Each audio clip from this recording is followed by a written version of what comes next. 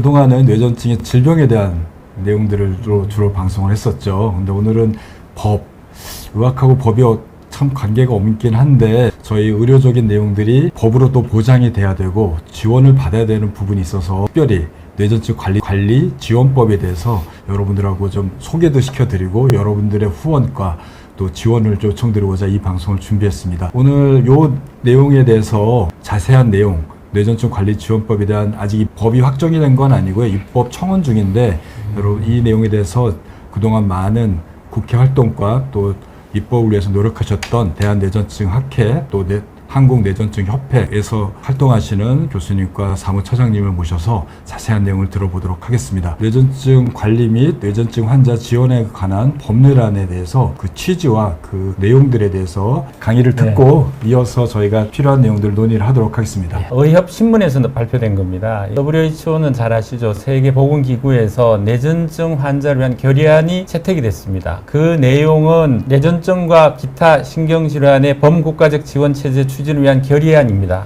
그러니까 모든 신경계 질환에 대한 지원 체제를 구축을 하되 그 기초가 되는 것은 뇌전증 환자를 위해서 하겠다라는 취지를 했고요. 그 이유는 다른 질병에 비해서 뇌전증은 편견을 많이 또는 차별을 많이 당하고 있기 때문에 이 문제를 해결하고 또 이걸 하다가 보면 신경과적인 다른 질환도 모두 해결이 될 수 있다는 취지하에 이런 결의안을 갖게 됐고요. 근데 이런 결의안 내용들이 뇌전증뿐 아니라 뇌졸중 치매 모두 이제 포함이 되겠습니다만은 이 국가적 지원 체제 없이는 움직일 수가 없어요. 해결할 수가 없는 문제가 많습니다. 단순히 약만 가지고 해결할 수 없는 문제가 많기 때문에 그래서 WHO에서도 이런 범 지원 체제를 위한 추진을 위한 결의안을 갖게 되었고요. 여기에 참여한 국가가 그동안에 한 71개국이 참여했고 전 세계적으로 75개국 관련 단체가 이제 활동을 했습니다. 그래서 이제 우리나라에서 이 내용을 가져와서 발표를 했고 여기에 많은 국회의원들이 참여를 해서 도와주겠다라는 이제 얘기를 남겼습니다. 2019년에 세계보건기구에서 뇌전증 환자들을 위해서는 공공보건을 어떻게 하든 이룩해야 된다. 왜 공공보건이 필요한가? 아까부터 말씀을 드렸지만 뇌전증 환자들이 갖는 그런 낙인과 차별. 원래 뇌전증 본질에 대한 오해죠. 이거는 병을 고칠 수가 없다. 유전병이다. 감염병이다. 이런 오해들이 있거든요. 그걸로 인해서 환자들이 낙인이 찍히고 차별을 받기도 하고 전체 질병 부담률로 봐도 그리고 이제 뇌전증이 걸리게 되면은 다른 질병에 비해서 조기 사망률이 4배, 3배에서 4배 정도 높습니다. 3배 정도 높고 그리고 뇌전증 환자분들이 보면은요 이런 차별과 또는 낙인이 찍히기 때문에 스스로 느끼는 불안과 우울증이 굉장히 심합니다. 그래서 육체적 질환과 정신적 질환이 보통 한 환자의 50%에서 다 동반이 되거든요. 그러니까 굉장히 복잡하고 또는 사회적으로 받는 그런 여러 문제점 이런 것들이 많기 때문에 이걸 해결하기 위해서는 우리가 어떻게 하든 국가가 나서고 또 우리 법을 제정해서 이걸 도와줘야 되겠다 하는 게 이제 이 WHO에서 갖고 나온 이런 공중보건의 기묘성 뇌전증에 대한 내용 이게 되겠습니다. 그래서 이것이 이제 2019년부터 시작을 했고요. 2020년 새로 이제 이 법률안을 제정을 위해서 제안을 하게 됩니다. 그래서 먼저 남인순 의원을 비롯한 이런 22분이죠. 22분이 민주당에서 이제 하게 됐고 그 다음에 보시면 국민의힘에서도 이렇게 같이 대표 발의를 했습니다. 두 개의 법안이 거의 상이합니다만 비슷합니다만 그 내용에 있어서 이제 강기훈 의원이 대표 발의한 데는 아마 그 병원의 전문 진료센터도 이제 포함하고 있는 조금 더 광범위해졌던 것 같아요.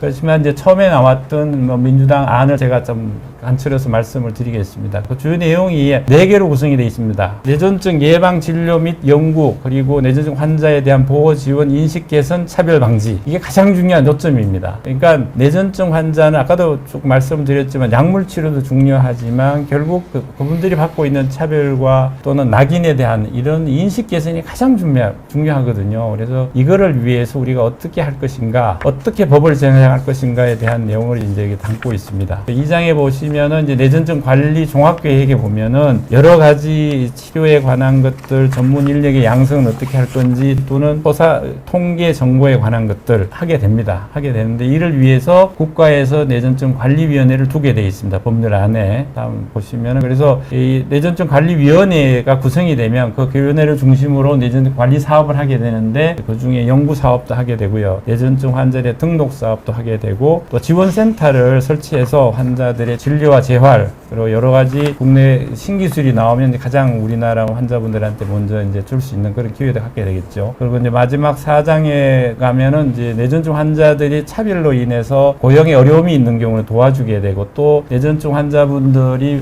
이런 발작 증상이 있다가 보면은 신체적으로 또 육체적으로 지치거든요. 그럴 때 이제 우리가 돌봄 서비스를 주거나 또는 직업 재활을 위해서 이제 도와줄 수 있는 이런 내용, 그리고 특히나 심리 상담, 지금 미국이나 영국 같은 데서는 이 심리 상담을 상당히 많이 하고 있습니다. 문제는 이게 올라가고 나서 현재까지 진행을 보면 국회의장한테 회부가 됐고 상임위원회에 올라가 있습니다. 국회에 올라가서 그 복지위원회, 법제사법위원회에서 이걸 다루고 있는데, 현재 법을 하나하나 뜯어보면서 뭐가 문제점이 있는지에 대해서 질의응답이 진행되고 있는 것으로 알고 있고요. 저희가 어떤 노력을 하면은 그분들이 이 법안에 대해서 이해를 하고 무슨 노력을 하면 가능한가요? 네, 일단 1차적으로 우리 캠페인에 좀 참여해 주시고요. 자, 캠페인 어떤 게 있습니까? 예, 그러니까 지금 이제 입법동의 캠페인 하는 게 있으니까 청원하는데 참여해 주시고 하는 게 제일 큰 도움이 될 것 같고요. 청원서. 예. 두 번째는 일단은 이게 그 지역에 국회의원분들이 계세요. 네. 예, 그러면 10분의 국회의원분들이 계신데 그 국회의원분들한테 이거를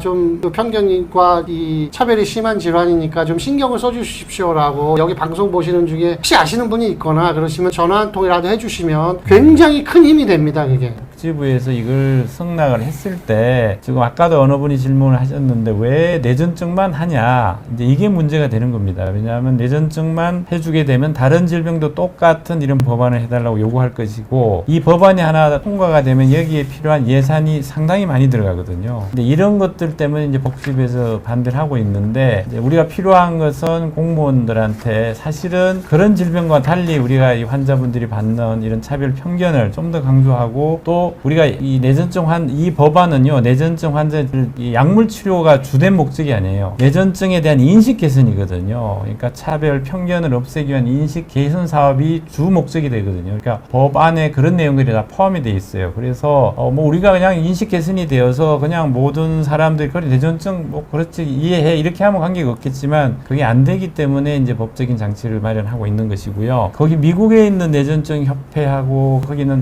이제 관계자들하고 이렇게 얘기를 해보면, 그 사람들은 취업을 하게 되면은 자기가 뇌전증이 있다고 얘기를 해요. 왜 얘기를 하면은 나는 뇌전증으로 인해서 증상이 나올 수 있으니까 작업장에서 피해를 줄 수도 있고 내가 다칠 수도 있으니 그 부위를 좀 정리를 잘 해달라고 부탁을 하거든요. 그래서 뇌전증이 있는 사람들에게서 특별히 그런 공간을 제공을 합니다. 근데 우리나라는 그 반대죠. 그걸 얘기하게 되면 바로 이렇게 파이어가 돼버리니까 그런 것들이거든요. 그러니까 인식 개선 사업이라는 거는 우리 개개인에 대한 인식 개선 사업도 있겠지만 사회 전체가 뇌전증에 대한 인식을 바꿔야 됩니다. 그게 지금 선진국에서는 진행이 되고 있고, 지금 우리는 그걸 빨리 쫓아가야 되거든요. 그래서 이 법안이 필요하다고 생각합니다. 네, 뭐 그래서 여기 잠깐 내용들을 보면요, 뇌전증 연구 사업에 대한 사업의 내용이 포함이 되어져 있고, 또 뇌전증 지원센터라고 그래서 진료와 연구, 뇌전증 관련되는 의료인들에 대한 교육, 훈련 프로그램, 또 지금 계속 얘기되는 인식 개선 노력,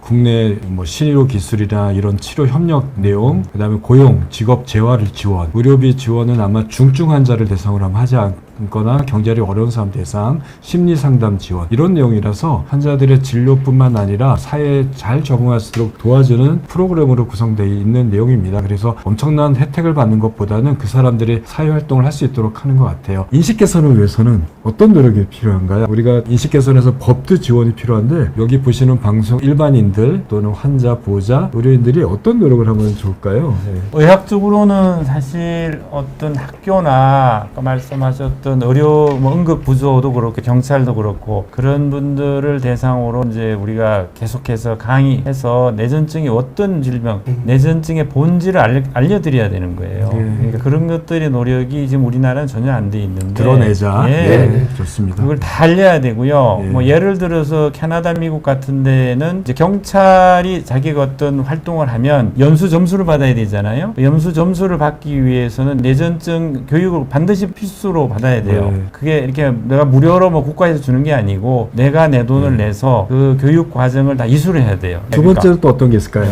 누구나 걸릴 수 있는 병이라고 생각하시고 편견을 좀 버리시면 좋을 것 같고요. 주변의 뇌전증 환자들이 자연스럽게 자신의 병을 고칠 수 있게 네. 했으면 좋겠고요. 그리고 좀 우리 사회 자체가 이런 인식 개선을 위한 분위기 조성이 되면 사실은 법 없어도 됩니다. 예, 법 없어도 되는데 그게 지금 우리 신동진 교수님께서 지금 정확한 말씀을 하셨는데 이 질환에 대해서 일단은 국민들이 아셔야 되거든요. 알자. 예, 국민들이 알고, 알자. 우리 예, 알자. 예. 예. 뇌전증이 뭔지 알고 거기까지만. 이렇게 예. 인원들이 많다라는 거를 좀 아시는 것부터 시작을 하는 것가 좋을 것 뭐 같습니다. 환자 입장에서는 드러내고 네, 우리 네. 환자가 아닌 입장에서는 정확하게 내용을 이해하고 이변이 네, 날 수 네. 있다는 걸 알자. 이게 시작이라고 두 분은 말씀하신 것 같습니다.